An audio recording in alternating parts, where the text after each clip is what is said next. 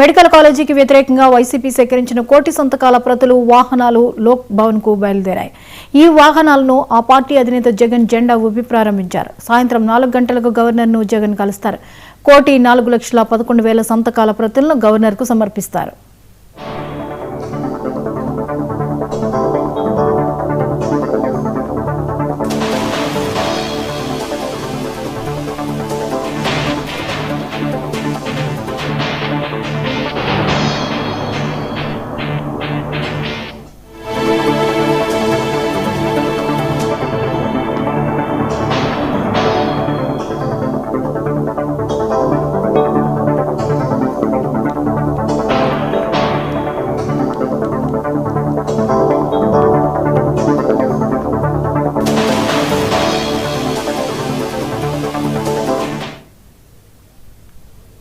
జగిత్యాల జిల్లా పైడిపల్లిలో